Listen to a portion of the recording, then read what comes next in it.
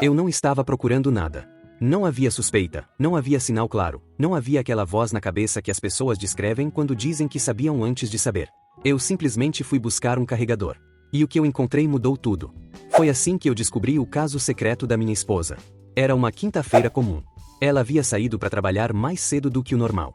Eu estava em casa, atrasado para uma reunião, procurando meu carregador de notebook que havia sumido na noite anterior. Procurei na sala, no escritório, na cozinha. Fui até o quarto. A bolsa dela estava em cima da cama. Ela havia trocado de bolsa de manhã e deixado a antiga ali. Eu abri sem pensar, só para ver se o carregador havia parado lá por algum motivo aleatório. Não havia carregador, mas havia um recibo dobrado no bolso interno. Um hotel. A 40 minutos de casa. Data de 4 dias atrás, numa terça-feira em que ela havia dito que estava num treinamento que ia até tarde. Jantar para 2. Vinho. Diária. Eu fiquei parado no meio do quarto com o recibo na mão por um tempo que não sei medir. Depois dobrei de volta. Coloquei no bolso. Fui para a reunião. E passei as próximas 8 horas num estado que eu só consigo descrever como funcionamento automático. Corpo presente, cabeça em outro lugar, aquele piloto automático que o ser humano ativa quando está processando algo grande demais para processar em tempo real. À noite ela chegou em casa normal. Perguntou como havia sido meu dia. Disse que o dela havia sido cansativo. Aqueceu sobras do jantar anterior. Ficamos na mesa conversando sobre coisas que não importavam. Eu sorri nas horas certas. Respondi nas horas certas. E o recibo ficou no meu bolso como uma pedra quente durante o jantar inteiro. Quando ela foi tomar banho eu fui até o escritório. Sentei na cadeira. Peguei o recibo de novo. Hotel Terraço. Terça-feira. Diária mais jantar. Valor que não era barato. Treinamento que vai até tarde não inclui diária de hotel a 40 minutos de casa. Eu guardei o recibo na gaveta do escritório que só eu usava. E comecei a pensar. Não de forma emocional. De forma metódica. Porque eu havia aprendido muito cedo que decisões tomadas no calor da emoção raramente são as melhores decisões. Eu precisava saber o tamanho real daquilo antes de dizer qualquer coisa. Na semana seguinte eu comecei a prestar atenção de um jeito que eu nunca havia prestado antes. Não de forma paranoica. De forma silenciosa. E coisas que haviam estado na minha frente por meses começaram a aparecer com um significado diferente. As saídas que terminavam mais tarde do que o horário dito. Os fins de semana com eventos profissionais que ela descrevia de forma vaga quando eu perguntava detalhes. O celular que havia migrado do canto da cozinha pro bolso dela em tempo integral em algum ponto dos últimos meses. Uma quinta-feira ela disse que tinha uma reunião de equipe que podia se estender. Eu disse que tudo bem. Quando ela saiu eu fui até a gaveta da comoda dela. Não para vasculhar. Para procurar um documento nosso que eu precisava e que ela havia dito estar lá. O documento estava lá. E embaixo do documento havia um cartão. Um cartão de aniversário. Fechado. Com uma letra que não era minha e não era de ninguém que eu reconhecia. Eu deveria ter deixado no lugar. Eu abri. Não vou ler o conteúdo completo do cartão aqui porque algumas partes ainda doem de um jeito que não cabe em narração. Mas o suficiente para dizer. Não era de amigo. Não era de colega. Não era de ninguém que assina com distância profissional. Era de alguém que a conhecia de um jeito específico. Que usava referências internas que eu não entendia. Que assinava com um nome que eu não reconhecia mas que estava escrito com a familiaridade de quem sabe que vai ser reconhecido. Lucas. Eu fechei o cartão. Coloquei de volta exatamente onde estava. Coloquei o documento em cima. Fechei a gaveta. Fui até a cozinha. Bebi um copo d'água. Sentei à mesa. E passei a próxima hora construindo o quadro do que eu sabia até aquele momento. Um recibo de hotel de uma terça-feira com treinamento que vai até tarde. Um cartão de aniversário de alguém chamado Lucas com uma intimidade que não era nova. 2 pontos não fazem uma linha, mas sugerem uma direção. E a direção que esses 2 pontos sugeriam era uma que eu não queria confirmar mas que eu precisava confirmar. No dia seguinte eu liguei pro Marcelo. Marcelo, meu cunhado. Irmão dela. Alguém que eu considerava próximo de mim de um jeito que ia além do vínculo familiar.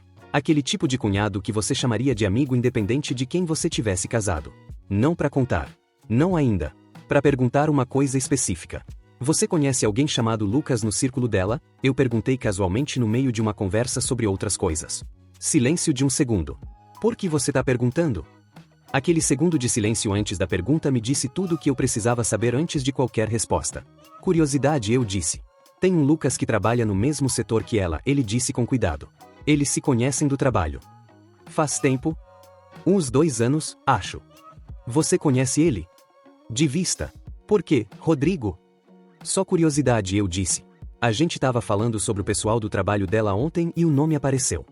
Ele aceitou. Mas eu ouvi na voz dele que ele não havia acreditado completamente. Guardei esse detalhe. 2 anos. O Lucas existia há 2 anos no mundo dela. E eu não sabia nada sobre ele. Não porque ela havia me escondido ativamente. Porque eu havia aceitado a narrativa que ela me dava sobre o trabalho sem jamais puxar fios. O marido que confia. O marido que não questiona. O marido que assume que o que lhe é contado é o quadro completo. Naquela semana eu fiz uma coisa que eu nunca havia feito no nosso casamento. Pedi para passar por ela no trabalho na hora do almoço. Que surpresa, ela disse quando me viu na entrada do prédio. Tive uma reunião perto, eu disse. Pensei em passar. Ela sorriu. Ficou visivelmente satisfeita com o gesto. A gente almoçou num restaurante próximo. E durante o almoço eu prestei atenção em cada pessoa que cumprimentava ela. Em como ela me apresentava. Em quem ela evitava olhar quando passava. Não vi ninguém chamado Lucas naquele almoço. Mas vi uma coisa que me deu mais informação do que qualquer encontro teria dado. Quando a gente estava saindo do restaurante, o celular dela vibrou. Ela olhou de relance. Não leu. Guardou no bolso rapidamente. Aquela fração de segundo de leitura rápida seguida de guardar depressa é um movimento específico. É o movimento de quem leu o suficiente para saber que não pode ler agora. Eu não disse nada. Nos despedimos na entrada do prédio. Ela me deu um beijo e disse que a noite seria corrida porque tinha um relatório para terminar. Eu disse que tudo bem. Voltei para o meu carro. E fiquei sentado por 15 minutos olhando para o prédio dela sem fazer nada. Na noite seguinte ela ficou até tarde no escritório de casa terminando o tal relatório. Eu fui dormir antes dela. Ou fingi que fui. Fiquei deitado no escuro ouvindo os sons da casa. A cadeira do escritório. O teclado. O silêncio quando o teclado parava. Em algum momento depois da meia-noite ouvi uma mudança no som. Não mais teclado. A voz dela, baixinha, aquela voz que as pessoas usam quando estão tentando não ser ouvidas. Eu me levantei. Fui até o corredor. Encostei a orelha na porta do escritório que estava quase fechada. A voz dela do lado de dentro. Eu sei, não é fácil assim, ele não sabe de nada. Pausa. Eu preciso de mais tempo, não posso simplesmente. Pausa mais longa. Eu também, tô com saudade. Eu me afastei da porta. Voltei pro quarto. Deitei. Ele não sabe de nada. Essa frase ficou no teto enquanto eu olhava para ele até as 4 da manhã. Ele não sabe de nada. Dita com certeza. Com a tranquilidade de quem havia calculado e chegado a uma conclusão segura. E até 2 semanas atrás ela estaria certa. Mas as coisas haviam mudado. Agora eu sabia de alguma coisa. Não de tudo. Mas de alguma coisa. E alguma coisa é o suficiente para começar. Na manhã seguinte ela saiu cedo de novo. Eu esperei o carro dela sair da garagem. Fui até o notebook no escritório. Ela havia ficado conectado no e-mail. Eu abri. E passei a hora seguinte lendo o que havia na pasta de mensagens enviadas dos últimos 3 meses. Vou ser direto sobre o que eu encontrei porque você está aqui para saber a verdade e a verdade merece ser dita de frente. Havia uma correspondência regular com Lucas. Não no e-mail principal. Numa conta secundária que ela havia criado com um nome genérico que não era o dela. Mas ela havia acessado de um dispositivo que sincronizava com o e-mail principal, e a conta secundária havia aparecido nas sugestões de conta conectada. Eu abri. A correspondência começava há 1 ano e 4 meses. Não vou entrar em todos os detalhes. Mas o suficiente para estabelecer o quadro completo. Não era recente. Não era impulsivo. Era uma construção deliberada com planejamento, com combinação de horários, com aquele tipo de linguagem entre 2 pessoas que passaram do ponto onde se iludem sobre o que estão fazendo. O hotel havia sido a 5ª vez. Não abri e-mail. E havia uma mensagem de 3 semanas atrás que me fez parar completamente. Ela havia escrito. Às vezes eu fico me perguntando como seria se a gente pudesse ser aberto nisso. Mas eu sei que ele nunca aceitaria. Ele é muito tradicional. Muito tradicional. Eu pousou o notebook na mesa. Fui até a cozinha. Fiz café. Sentei. E tomei uma decisão que havia demorado 2 semanas para chegar, mas que agora estava completamente clara. Liguei para o meu advogado naquela manhã. Não para entrar com o processo. Para entender o que eu precisava ter em mãos antes de qualquer conversa. Ele me orientou com precisão e sem julgamento. E disse o que documentar, o que guardar, o que não fazer. Não confronte antes de estar preparado, ele disse. Uma vez que você confronta, o controle da situação muda. Eu havia aprendido essa lição com recibo. Esperei. Mais uma semana. Durante essa semana eu continuei sendo o marido de sempre na superfície. Já estamos juntos. Assistimos televisão. Tivemos conversas sobre fins de semana, sobre as plantas que precisavam de água, sobre se a gente ia ou não na festa da vizinha. Ela não notou nada diferente. Muito tradicional demais para suspeitar. A conversa aconteceu num sábado de manhã. Não porque eu havia planejado aquela data. Porque naquela manhã ela cometeu um erro que antecipou o que eu havia planejado para a semana seguinte. Ela deixou o celular desbloqueado na bancada da cozinha enquanto ia atender a campainha. Uma notificação apareceu na tela. Uma mensagem do Lucas. Eu não precisei ler. Só precisei ver o nome. Quando ela voltou da porta, ele estava sentado à mesa com as mãos em cima da mesa e o celular dela do lado. Ela viu. Olhou para o celular. Olhou para mim. E eu vi o exato momento em que ela entendeu que o cálculo havia mudado. Sim, eu disse. Ela se sentou. Ficou me olhando com aquela expressão de quem está tentando avaliar o tamanho do que está na frente antes de decidir como responder. Você sabe, ela disse. Não era pergunta. Eu sei faz 2 semanas, eu disse. Ela fechou os olhos por um segundo. Como você sabe? O suficiente para não precisar de mais nada da sua parte para tomar uma decisão. O que você encontrou? O recibo do hotel foi o primeiro, eu disse. Depois o cartão. Depois o e-mail. Cada item que eu estava era um golpe que eu via chegar nela. O e-mail, ela disse baixinho. A conta secundária. Você havia ficado conectada no notebook. Ela ficou em silêncio por um longo tempo. Por que você ficou 2 semanas sem dizer nada? Ela perguntou. Porque eu precisava do quadro completo antes de abrir a boca, eu disse. Porque eu não queria ter essa conversa na raiva e depois descobrir que havia faltado alguma coisa que mudava o que eu ia dizer. E agora você tem o quadro completo. Tenho. E o que o quadro te diz? Eu olhei para ela por um longo momento. Me diz que isso não é recente. Que não foi um erro de uma noite. Que foi construído com planejamento por mais de 1 ano. E que durante todo esse tempo você dormindo do meu lado, jantou comigo, foi a festa de família e continuou. Ela não desviou o olhar. Tudo isso é verdade, ela disse. Então eu não preciso de explicação, eu disse. Preciso de honestidade sobre o que você quer agora. O que se seguiu foi a conversa mais longa e mais pesada que eu já tive. Ela não negou nada. Não construiu versão alternativa. Não colocou culpa em fatores externos. Ela disse que havia se perdido. Que o Lucas havia aparecido no momento de distância que ela sentia dentro do casamento, mas não havia conseguido nomear. Que ao invés de trazer essa distância para a conversa, ela havia encontrado um caminho paralelo. E que esse caminho havia se tornado uma dependência que ela não havia planejado que virasse. Você estava apaixonada por ele, eu disse. Pausa. Eu sentia uma coisa forte, ela disse. Não sei se era amor. Mas era real. E por mim? Por você também é real, ela disse. Eu sei que é impossível de acreditar agora. Mas é. Você escreveu que eu era tradicional demais para aceitar, eu disse. Ela fechou os olhos. Eu escrevi no pior momento, ela disse. Quando você está dentro de uma coisa e tentando se convencer de que está certa, você diminui o outro para caber na narrativa. Foi covarde. E foi errado. Tradicional, eu repeti. Como se fidelidade fosse uma limitação. Eu sei como foi, ela disse. E me arrependo. Eu me levantei da mesa. Fui até o escritório. Abri a gaveta. Peguei o recibo do hotel que havia ficado lá por 2 semanas. Voltei para a cozinha. Pousou na mesa entre a gente. Ela olhou pro recibo. Por que você guardou? Ela perguntou. Porque eu precisava de algo concreto enquanto processava, eu disse. Algo que me lembrava que não estava construindo aquilo na minha cabeça. Ela ficou olhando pro recibo por um momento. O que você vai fazer? Ela perguntou. Ainda não sei completamente, eu disse. Mas eu sei o que não vou fazer. O que você não vai fazer? Não vou tomar uma decisão hoje, eu disse. Não vou gritar, não vou jogar objeto, não vou fazer nada que eu vá me arrepender quando a emoção baixar.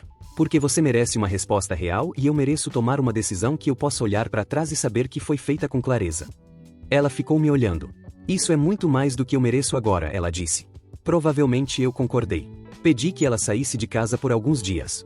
Não para sempre. Por alguns dias. Ela foi sem discussão. Pegou uma mala e foi para casa da mãe sem perguntar quando podia voltar. Fiquei sozinho por 4 dias. No primeiro dia eu limpei a casa inteira. Não porque estava suja. Porque eu precisava de movimento físico para processar o que estava na cabeça. No segundo dia eu liguei pro meu pai. Meu pai que quando atendeu e ouviu minha voz disse. Fala filho. 2 palavras. Que abriram tudo. Eu contei. Do recibo ao cartão ao e-mail as 2 semanas de silêncio calculado. Ele ouviu tudo sem interromper. Quando eu terminei ele ficou em silêncio por um momento. O que você sente? Ele perguntou. Traído, eu disse. Mas o mais estranho é que não é raiva o que domina. É uma tristeza quieta. Como se eu estivesse de luto por uma versão do casamento que eu achava que tinha e que não existia completamente. Isso é honesto, ele disse. É tudo que eu consigo ser agora. É suficiente, ele disse. O resto vem com o tempo. No terceiro dia o Marcelo me ligou. Marcelo. O cunhado. Que quando eu atendi disse. Ela me contou. Ela me ligou da casa da mãe dela. Tudo bem, eu disse. Não é tudo bem, ele disse. Mas eu não tô ligando para defender ela. Estou ligando porque você é meu amigo há 12 anos e porque eu precisava te dizer uma coisa. Fala. Eu sabia de alguma coisa, ele disse. Não de tudo. Mas eu havia percebido uns sinais alguns meses atrás e confrontei ela. Ela disse que não era nada. Eu confiei. E eu me arrependo de ter confiado. Silêncio. Por que você não me disse? Eu perguntei. Porque ela é minha irmã e eu estava esperando que ela fizesse a coisa certa sozinha, ele disse. E ela não fez. E isso é uma coisa que eu vou carregar. Não é sua culpa, eu disse. Não é. Mas dói do mesmo jeito. Ficamos em silêncio por um momento. O que você vai fazer? Ele perguntou. Ainda não sei. Qualquer coisa que você precisar, ele disse.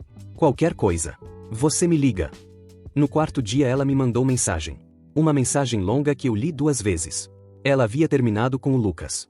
Havia feito isso presencialmente, naquele mesmo dia, e havia me contado sem eu pedir porque ela havia decidido que transparência total era o mínimo que ela podia oferecer agora. Ela dizia que não estava pedindo que eu voltasse. Que estava pedindo a chance de ter uma conversa real quando eu estivesse pronto.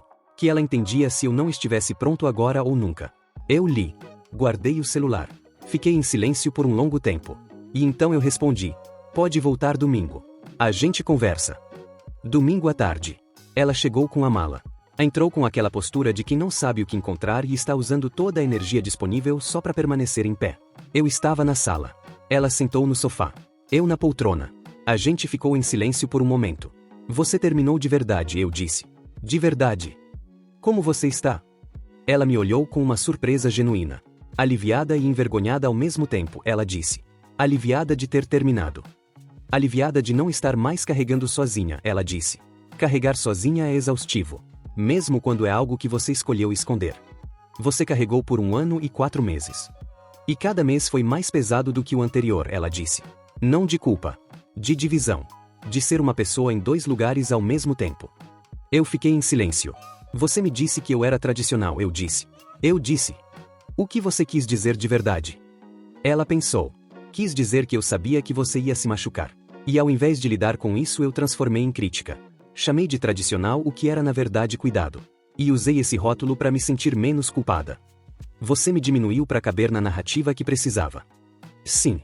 Isso foi uma crueldade que talvez você não tenha percebido que foi.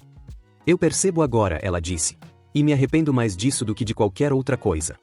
Terapia começou 10 dias depois. O terapeuta era um homem de 50 e poucos com uma paciência que parecia estrutural e uma capacidade de fazer perguntas que abriam portas que eu não sabia que existiam. Na 3ª sessão ele me perguntou. Quando você encontrou o recibo e não disse nada por 2 semanas, o que você estava protegendo? Eu pensei antes de responder. A possibilidade de estar errado, eu disse. E se você estivesse errado? Se eu estivesse errado, qualquer acusação teria sido irreversível, eu disse. Então eu precisava de certeza antes de agir. E quando você teve certeza, você ainda esperou. Eu esperava ter o quadro completo, eu disse. Por que o quadro completo era importante? Porque quero tomar decisões baseadas na realidade inteira, não em pedaços dela, eu disse. O terapeuta anotou. Isso é uma força, ele disse. Mas pode também ser uma forma de adiar o que dói. Eu fiquei em silêncio. Pode ser as 2 coisas ao mesmo tempo? Eu perguntei. Quase sempre é, ele disse. 6 meses depois da quinta-feira do carregador. Muita coisa mudou. Muita coisa ainda está no meio do caminho. A gente está em terapia. Individual e de casal. É trabalho. Não é fácil nem rápido nem linear. Tem sessões que terminam com avanço e sessões que terminam com mais perguntas do que respostas. O Lucas saiu completamente do quadro. Ela mudou de setor no trabalho voluntariamente. Não porque eu pedi. Porque ela entendeu que o ambiente havia se tornado insustentável para ela mesma. O Marcelo e eu continuamos nos falando. A relação dele com ela está se reconstruindo de forma lenta e com custo que os 2 estão pagando com honestidade. Numa noite, uns 4 meses depois de tudo, ela olhou para mim no meio de um jantar comum e disse. Você sabia faz 2 semanas e ficou sentado naquele jantar conversando sobre nada. Fiquei, eu disse. Como você conseguiu? Eu pensei. Porque eu precisava de certeza, eu disse. E porque eu havia aprendido que reações precipitadas raramente produzem os melhores resultados. Você é mais frio do que eu pensava, ela disse. Você me chamou de tradicional, eu disse. Agora sou frio. Ela ficou me olhando. E então riu. Não uma risada grande. Uma risada pequena, involuntária, daquelas que saem quando você não esperava que fosse sair. E eu ri também. Não porque era engraçado. Porque era humano. Porque no meio de tudo aquilo havia um momento de humanidade que nenhum dos 2 havia planejado e que apareceu de qualquer jeito. Foi assim que eu descobri o caso secreto da minha esposa. Não com um confronto dramático. Não com uma cena de cinema. Com um carregador que eu nunca encontrei. Com um recibo que eu deveria ter deixado na bolsa dela. Com 2 semanas de silêncio calculado que me deram o quadro completo antes de qualquer palavra. Eu não sou o herói dessa história. Ela não é vilã. Somos 2 adultos que chegaram a um ponto de ruptura por caminhos que os 2 contribuíram para construir. Ela com as escolhas que fez. Eu com os silêncios que mantive. Com os sinais que havia preferido não ver porque ver exigia uma conversa que eu também havia evitado. Isso não divide a responsabilidade pelo que ela fez.